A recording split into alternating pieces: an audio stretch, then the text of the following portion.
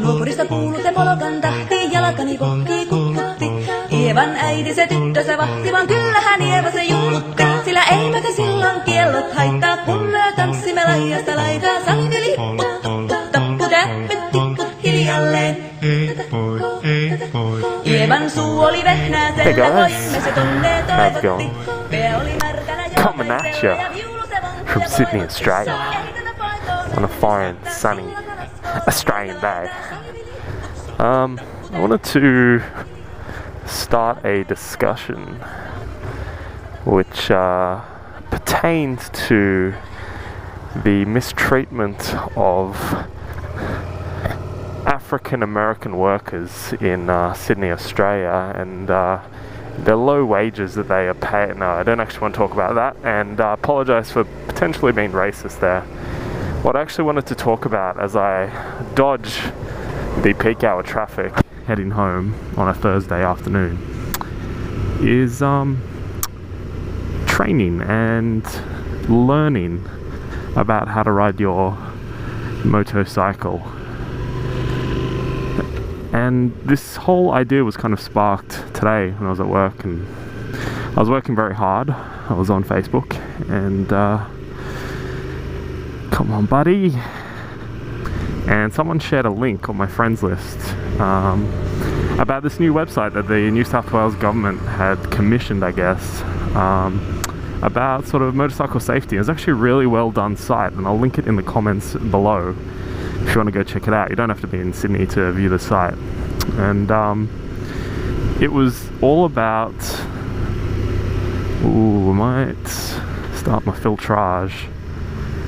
Oh, it's not quite big enough, that's what she said. Ah, crap. Alright, let's pull in here, I guess. Come on, mate. Oh, look what happened. We missed the light because of that guy. Yeah, anyway, yeah, there was a great site posted. I think it was Live to Ride or Ride to Live, something like that. Look at that guy over there. Holding up traffic. Good old peak hour. Also, there's an awesome scooter bro over there with a pink shirt. Good on you, scooter bro. Keeping the dream alive. Anyway, yeah, sorry, the website was like Ride to Live or Live to Ride, something like that. And it was pretty much like a visual representation. Yeah, nice. It was a visual representation of riding out on a country road or in the city, and you could click and adjust your speed, and it was a pretty sort of awesome visual learning tool that anyone could really use for their motorcycling experience. I don't know where I was going with that.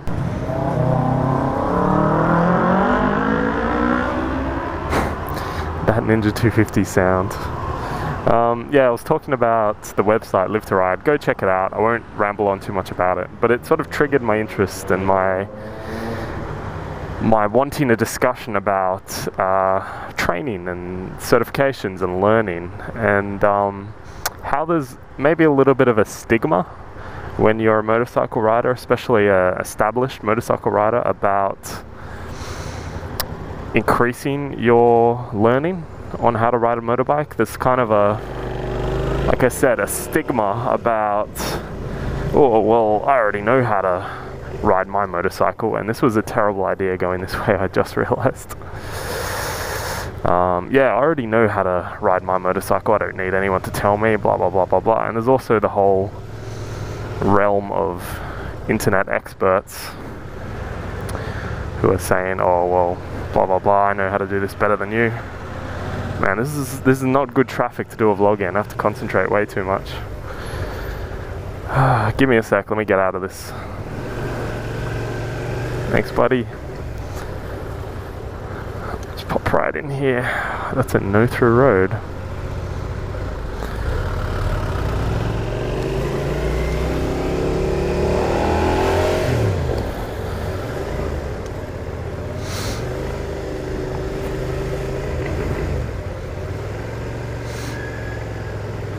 Let's go up this way, because it looks like this might go somewhere. I don't know. So yeah, traffic. 6.5 hours later. Where does this go? Oh, look at this. Wow, I just skipped a whole bunch of traffic. I feel like such a big dick. You don't even understand. Anyway, we'll turn left up here, we'll get out of this traffic. Yeah, there seems to be a stigma, and it's completely unfounded. I think everyone should strive not only to go to courses like Superbike School for track riding and fast riding, as well as HEART, which is in New South Wales, and Q-Ride and Learn to Ride, and all those great institutions where you actually have a certified instructor teaching you maybe stuff you already know, but primarily reinforcing the best practices about riding, and things like buffering, you probably already know, filtering, safety, all that sort of stuff. It's really great, and it's underestimated how valuable having someone that knows more than you, hopefully, if he's teaching you, to bounce ideas off.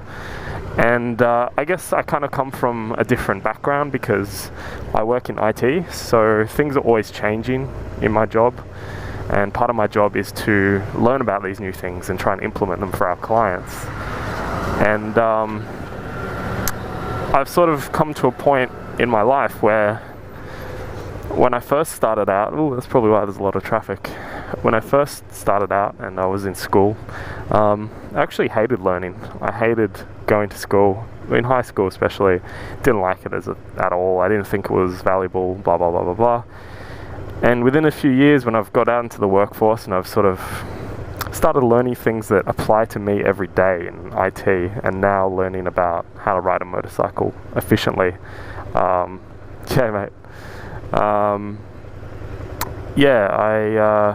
I've figured out that learning is an extremely valuable thing and something you should never ever stop doing.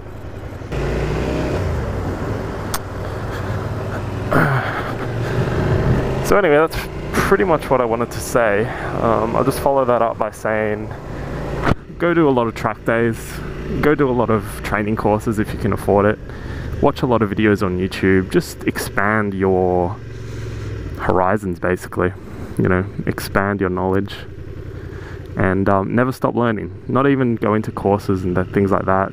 When you're riding every day, if something happens, if you have a close call, don't just put it down like a lot of people do to, this dickhead in the four-wheel drive wasn't looking at me, blah, blah. And, it probably was his fault in most cases, like this guy here running his kid across the road. Might have been a close call and it might have been his fault. But if I was going a little bit slower, if I was paying a bit more attention, if I was hovering my brakes, if I was, doing all these things, buffering, I could have avoided the close call. So things like that, it's always pays to have a open mind about these things. Anyway guys, as I nearly get cleaned up by a white Land Rover SUV, I'll be off. Cheers. Another psychotic episode, I need my medication. Hyperventilating, about to have a panic attack in public. Discussing this with a publicist while I'm meditating. All I spit is heat, so is this room properly ventilated? I'm killing your high, the way that I murder a track. I never relax, you feel like you fucking with me on my flow, but you is on my nigga, that shit is a rap. So playing a relevant fact, I'm taking the beat and I'm giving it back. I'm putting it right in your face, just to reverse the verse I'm rehearsing. Disperse a curse that's immersive for certain. I've been conversing, confirming you're in that burden. Conversion within this version, coercion and my persuasive perversion was a diversion. Assuring while I'm emerging, concerning my insecurities. I even said that last line insecurely. This the second time that I wrote it. This the potent is pouring out of my force of the potion, become proportionate.